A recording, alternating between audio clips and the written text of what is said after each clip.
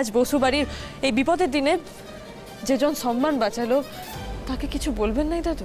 একটা সাধুবাদ, একটা প্রশংসা আপনার মুখ থেকে শোনা তো কাকিমার প্রাপ্য বটে, তাই না? এসব তুমি কি বলছো কি পারুল?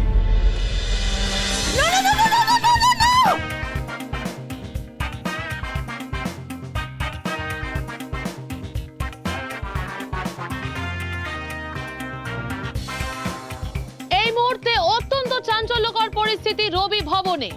দেশের নামী এফএমসিজি কোম্পানি পিওর লাইফ ইন্ডাস্ট্রিজকে মাস্ক করার পরেও নাটকের মঞ্চে পিওর লাইফ ইন্ডাস্ট্রিজের চেয়ারপারসন শিরিন রয়ের মুখোশ খুলে দিল আর এক এফএমসিজি কোম্পানি ভিলেজ লাইফের চেয়ারপারসন এবং অভিনেতা, নাট্যকার, নির্দেশক রায়ান বসুর স্ত্রী পারুল চক্রবর্তী।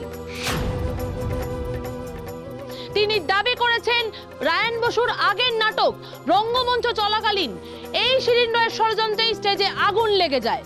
আর এবারেও রায়ান বসুর নতুন নাটক সোলজারকে ভেস্তে দিতে রায়ান বসুকে অপহরণ করেছিলেন তিনি। আপনারা দেখতে পাচ্ছেন নাট্য অনুরাগীরা কিভাবে ক্ষিপ্ত হয়ে গিয়ে তাকে শাস্তি দিচ্ছেন। আপনারা দেখতে পাচ্ছেন, আমরা সরাসরি দেখাচ্ছি আপনাদেরকে।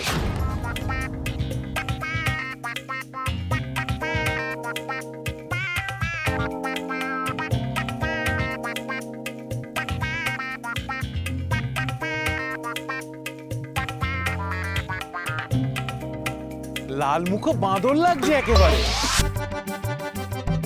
আরে আরে দাঁড়ান, থামুন, আপনারা থামুন। ওঠ, এই ওঠ। তোকে না অনেক কিছু বলতে ইচ্ছে করছে জানিস তো, কিন্তু বলে কি লাভ? শুদ্রবি তো না, কুকুরের লেজ বলে কথা। এখনো সময় আছে সিং, পাইলে নিজেকে শুধরেলে। আর আমাদের সাথে না এই কাঠিবাজি করাটা বন্ধ কর, কারণ তুই যতবার আমাদেরকে সমস্যায় ফেলবার চেষ্টা করবি ততবার তোকে আমি আমার পায়ে এনে ফেলব। এর পরের বার যদি আমাদের সাথে বাঙালিতে এসেছিস রে সিরিং, তাহলে জেনে রাখ তোর ডোবারম্যান দিয়ে না তোকে খাওয়াই দেব। আর ভবিষ্যতে আমাদের সাথে এরকম কিছু করবার আগে না এই দিনটার কথা মাথায় রাখিস, কেমন? আরে রায়ান, এই ফালতু মেয়েটার পেছনে সময় নষ্ট করিস না তো। আজকে তোর জন্য বিশাল বড় একটা দিন ভাই, চল বাড়ি চল, সেলিব্রেট করি। Cheers for Ryan Basu, hip hip hooray! Hip hip hooray! Hip hip. Hurray!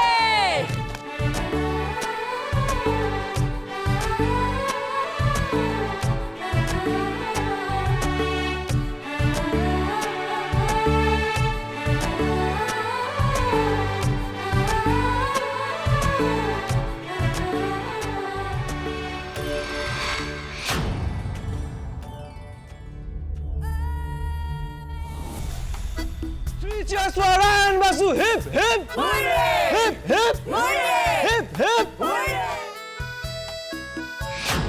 না জানি আজকে কি হবে। এতদিনের এত বড় সংকল্প ভাঙা হলো। উফ বাবা, এখনই না শুরু হয়ে যায়। কি গো বড়নাথ বউ, হ্যাঁ? আমরা তো কৃতি মানুষকে সম্বর্ধনা দিই, তাই না?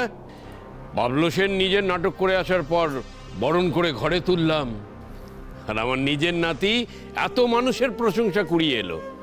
তার জন্য কিছু করব না? তোমার জন্য আজ আমার গর্বে বুক ফুলে উঠছে। বড়নাথ বৌমা, শুধু মুখে বাড়ি ঢুকলে তো হবে না, যাও বরণ করো। এক্ষুনি নিয়ে আসছি দাদু।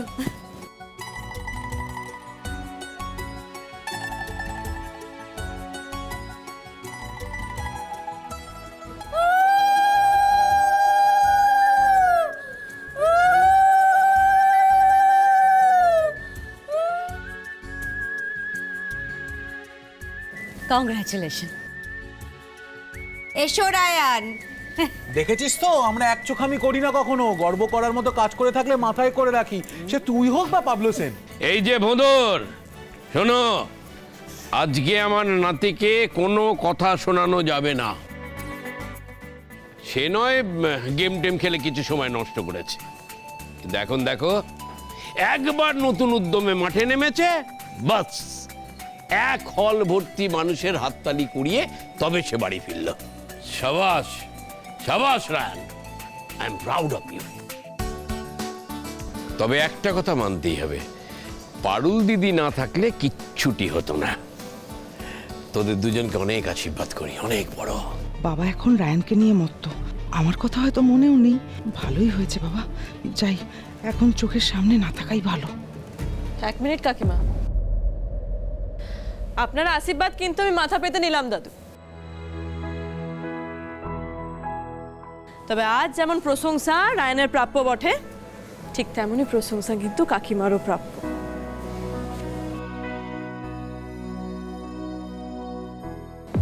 দাদু, রায়ানকে যখন পাওয়া যাচ্ছিল না, এদিকে সময় হয়ে আসছিল, আর দর্শকরা যখন ক্ষেপে উঠেছিল, তখন কিন্তু এই উন্মুক্ত দর্শকদের একেবারে ঠাই ওই হলে বসায় রেখেছিলেন কাকিমা। তখন যদি কাকিমা আপনার ওই বারণ মেনে স্টেজে না উঠতেন, গানটা যদি না গাইতেন, তাহলে কি হতো বলুন দেখিনি?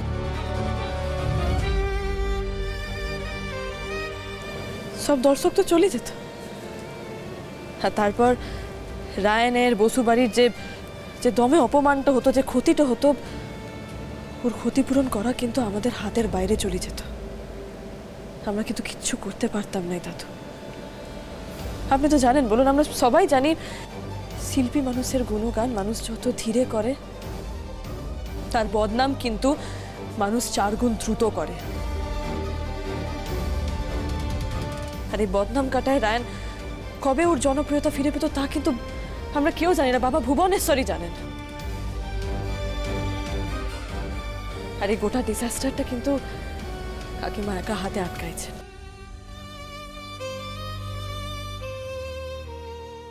আর শুধু যেন তেন প্রকারণে আটকান নাই, একেবারে মাথায় রেখেছিলেন দর্শকদের। এমন শিল্পী ঘরে বসেছিল দাদু, আপনার কথায় আপনাকে সম্মান করবার লিগে আর খানিকটা তা করবে না দাদু, খানিকটা আপনার ডরে।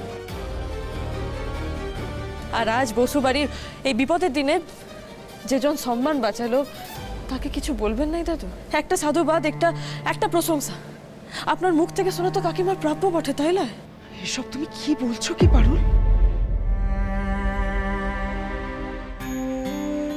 বাবা এখন আমার প্রশংসা করবে না আমার?